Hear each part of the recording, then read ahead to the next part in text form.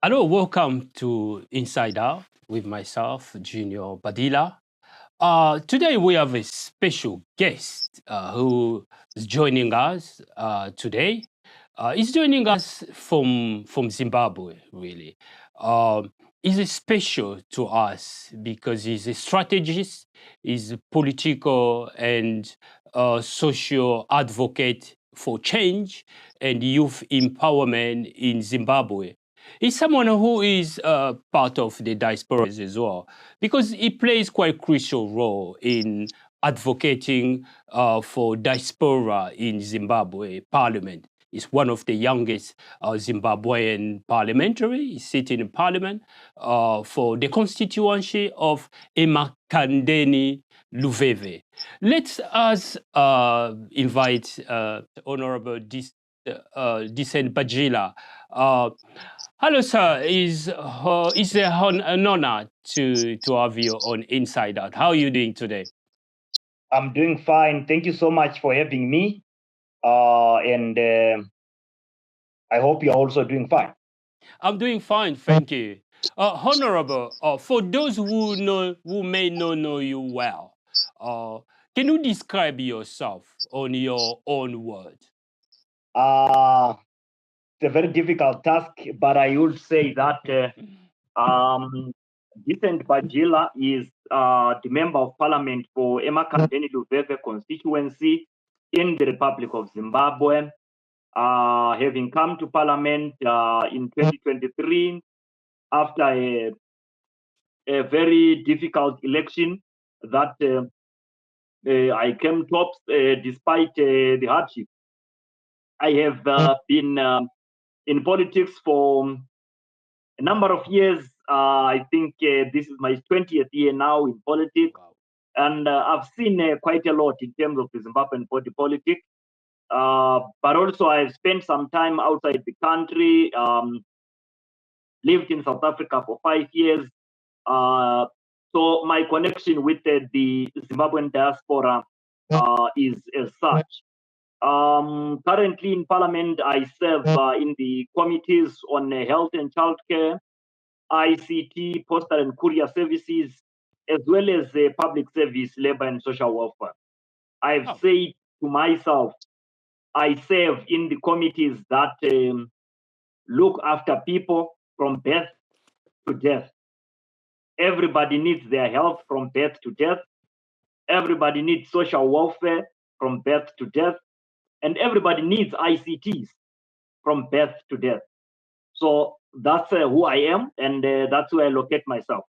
Politically, I belong to the Citizens Coalition for Change, the official opposition in the Republic of Zimbabwe. Brilliant.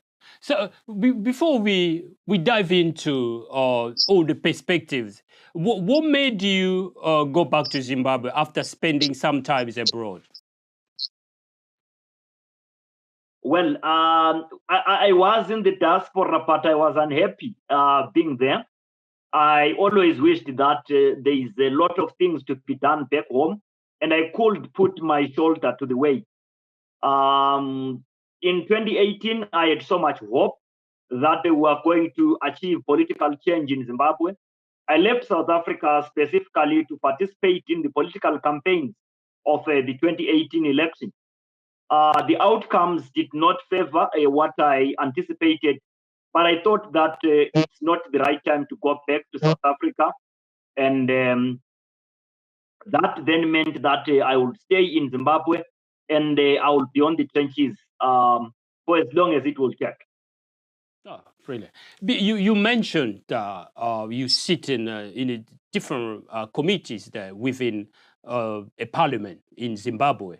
And you've been a strong advocate for public health. What inspired you to follow this path? Well, I've seen a lot in terms of what can go wrong if we do not make our public health right, if we do not strengthen domestic health financing, if we do not strengthen the issues of universal access to primary health, and also if we do not strengthen the issues of social assistance for those who are incapable of accessing certain of paying for certain health services. At some point, I lost my own child because of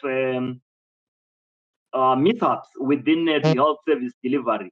But generally, as somebody who stays in high density suburbs in Africa, each and every week you get to receive requests of people in need of this form of treatment or another.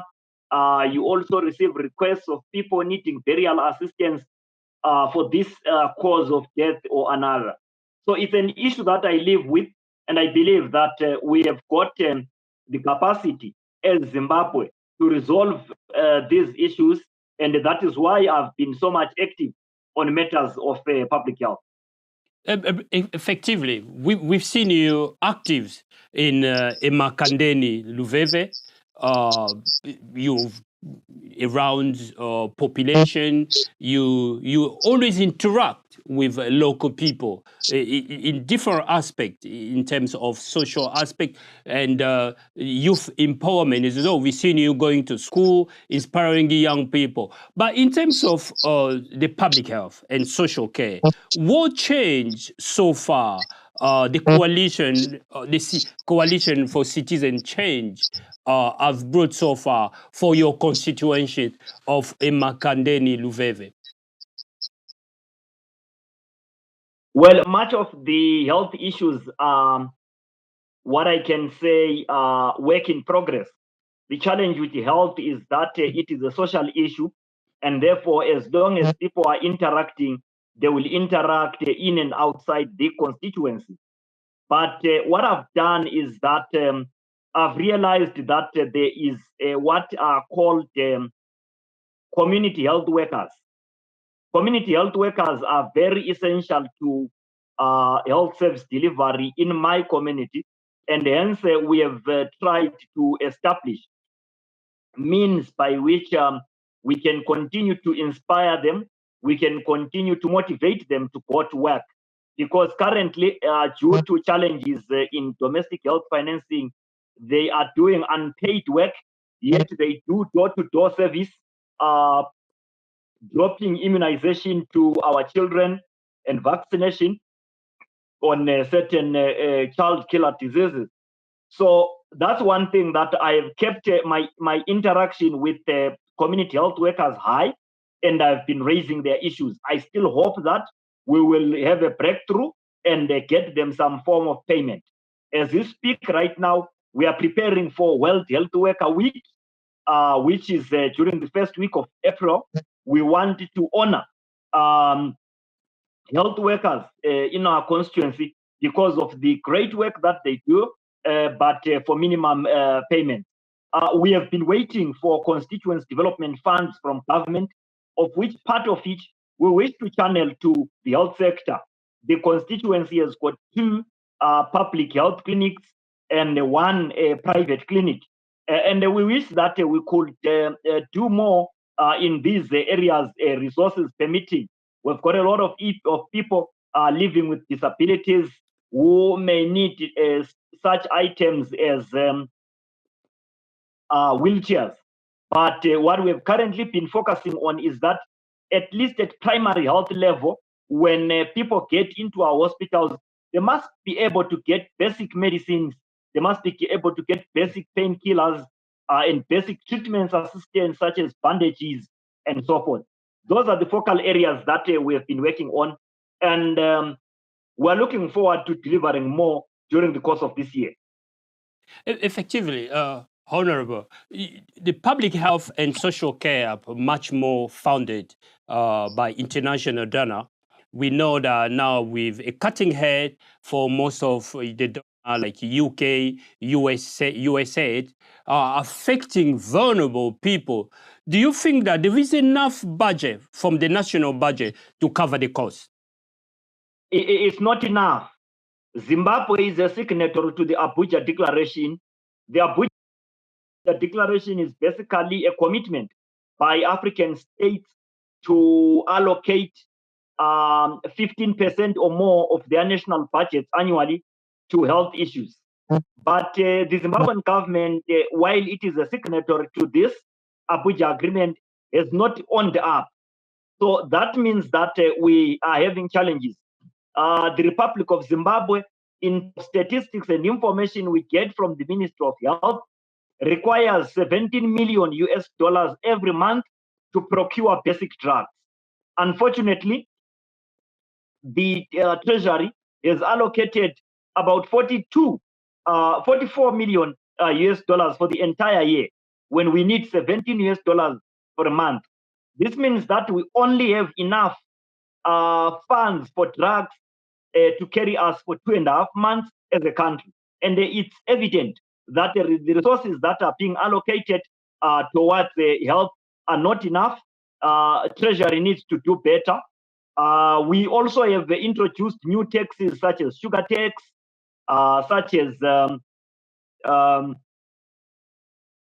we have sugar tax, we have carbon tax, we have airtime tax, all of which have been introduced. And we wish that something could be done for these taxes to be ring-fenced so that they could fund the health sector.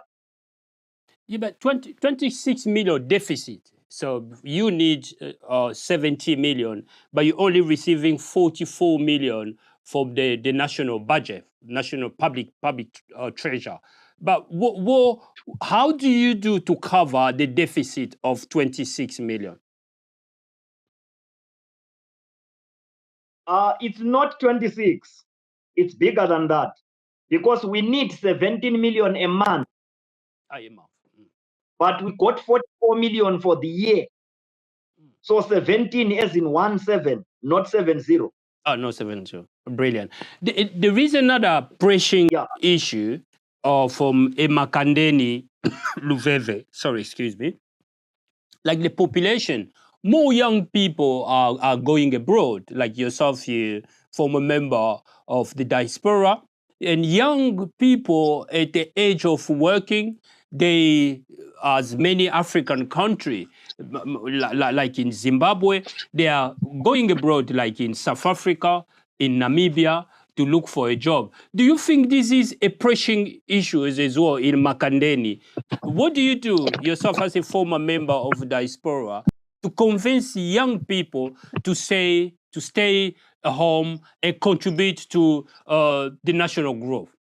Well, it's very difficult to convince people to stay at home because the economic challenges are huge and harsh. But as they travel out of the country, their traveling actually worsens the problems that we are facing. For example, some of them leave children behind, and those children need to be taken care of. Sometimes they do not get jobs in the diaspora where they are, and our social safety nets are not enough to cover all the children. Some of the children, they leave behind in a hurry without getting them documentation such as birth certificates and IDs. And these children remain behind without these necessary documents. And we are experiencing a rise in statelessness of kids based in Zimbabwe because their parents have traveled abroad and they are unable to come back on time to get them the necessary documents. We are also having the challenge of those who stay abroad but frequently come back home. The disintegration of the family unit exposes them to contracting sexually transmitted infections, and they come back home and these infections get to spread. And while we are fighting the HIV pandemic, we are facing this challenge of the breakdown of the family unit, which is at the center of the spread of the virus in our case. So it's quite a complex issue that we don't have much to say to our people, stay home, do not go. But also as they go out there, the challenges that are associated with going out there are felt quite strongly in our communities, as I have explained earlier. Challenges are quite wide and large, including diaspora voting as well. How do you advocate for their right of voting in Zimbabwe? What are the challenges for them to contribute in terms of voting, expressing their right to participate in the political dynamic in their country? Well, the Constitution of Zimbabwe says every Zimbabwean has a right to vote. It doesn't say a Zimbabwean based in Zimbabwe has a right to vote. So it doesn't matter where they are based. They are Zimbabwean. Therefore, they must vote because the Constitution guarantees that right. It does not have a residency requirement, at least in terms of the Constitution. The Electoral Act then comes in to say, in order for you to register to vote, you must be resident, and so forth and so forth. But the Constitution is supreme. The Constitution is bigger than the Act. The Constitution guarantees that right to every Zimbabwean. In my view, we need to open up and allow Zimbabweans based in the diaspora to vote, at least in presidential and parliamentary elections, because these are elections that are about formation of laws that affect everyone. It might be a different issue for local authority elections, perhaps, but presidential and national elections for the parliament, the diaspora should be allowed to vote. But most importantly, because our economy is held and supported by the diaspora big time. Our diaspora remittances are growing.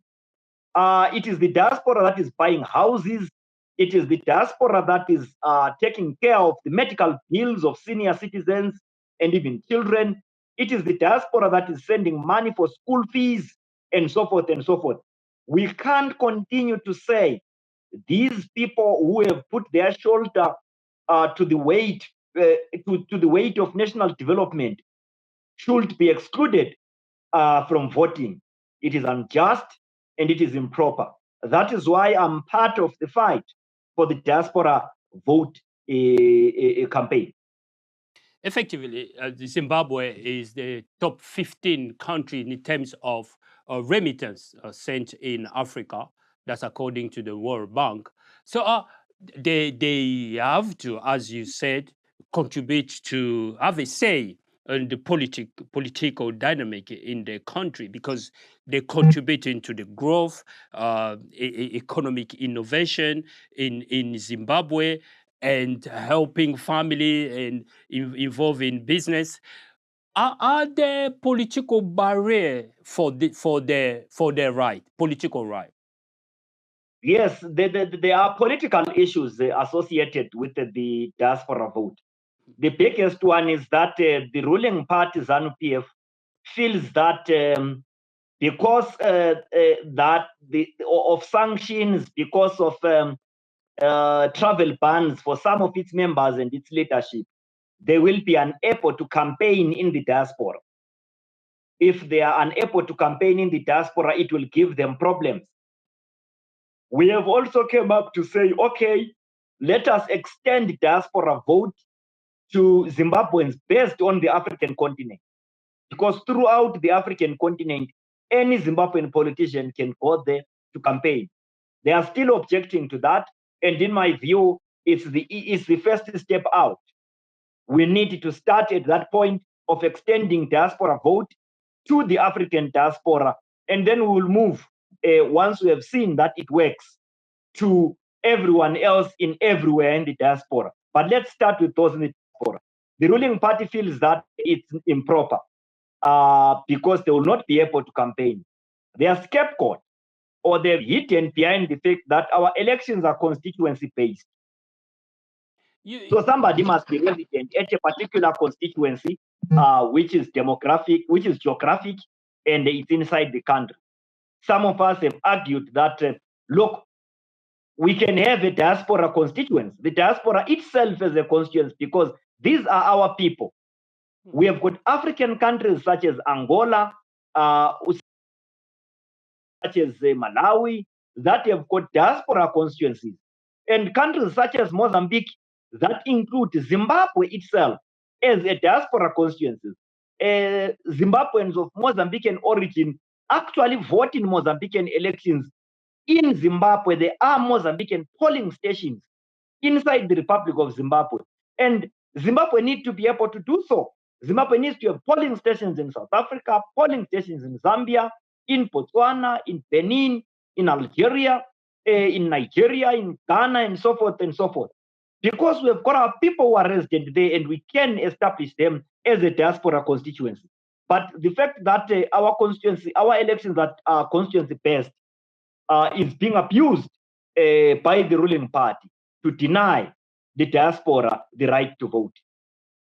Do you think ZANU PF is declining diaspora vote because Zimbabwe diaspora is representing like a cornerstone of the opposition? Well, the majority of Zimbabweans in the diaspora left the country because they are dissatisfied with ZANU PF. So ZANU PF is afraid of them, is terrified of the fact that this is a huge component of people with more than 1 million of them resident in South Africa alone. And this is a problem. If you are to go to the UK, you are to go to the US and countries such as Canada, most recently Poland and Germany, on the African continent, also recently Botswana, Zambia, and Tanzania. They are becoming home to a lot of Zimbabweans. And most of them are out of the country because of their dissatisfaction with ZANU PF. ZANU PF is denying them the right to vote because they are afraid of them. So how is Citizens Coalitions for Change is navigating political challenges in Zimbabwe currently? It's a very difficult terrain, if I'm to say. The terrain is changing every day, but what we have been doing is to call for dialogue amongst the political opposition and dialogue with the ruling party so that we can normalize our situations. The space is not even. Local government is problematic. The national government, parliament spaces are problematic. The Citizens Coalition for Change is basically having to sit out to continuously be seen lobbying for better opportunities for collaboration. But it's not easy. It's very difficult. Honorable, what is, I know it's difficult currently in Zimbabwe with everything that you described in terms of social care, public health, diaspora voting, and the lack of budget really to carry on your everything to do on your agenda, mostly for your constituency of Emakhandeni Luveve. Can you tell us what is the CCC's vision for Zimbabwean future? The CCC believes in building a new great Zimbabwe for everyone. We believe that the Zimbabwe we live in now is working for a few. We want a Zimbabwe that works for everyone. So the first thing that CCC wishes to see, it's about delivering human rights for all, the right to education, right to access to information, right to water, the right to life, right to access a public health. These issues are key to us as the Citizens Coalition for Change. But also there are a number of reforms that we think are necessary for us to achieve these things. One of the reforms is the reform in terms of how political parties relate to the public. The current legislation gives political powers, gives powers to political parties more than there can be power to the masses, the power to the individual citizens of Zimbabwe. We want to see reform in that direction. But also some of the socio-economic challenges that Zimbabweans face, which as Citizens Coalition for Change, we wish to see realized. in the spheres of public transport, because we have seen the plunder of the railways, the plunder of the air transport network and systems, and so forth. So we believe that if these things are fixed, the people of Zimbabwe will live a better life. This means that someone who has created that problem will feel some pain, but we are willing to go that direction. Honorable Discent Bajila, thank you for your time. It was an honor and pleasure to have you on Inside Out on AUK Radio. You are welcome, and thank you so much. Have a good evening. Thank you. Good evening. Have a good time. Thank you. Thank you. It was Honorable Discent Bajila, one of the youngest Zimbabwean parliament. He sits for the constituency of Emakhandeni Luveve, who is in the province of Bulawayo in Zimbabwe. Thank you. Inside Out in Junior. We'll catch up next time with another guest. Bye-bye.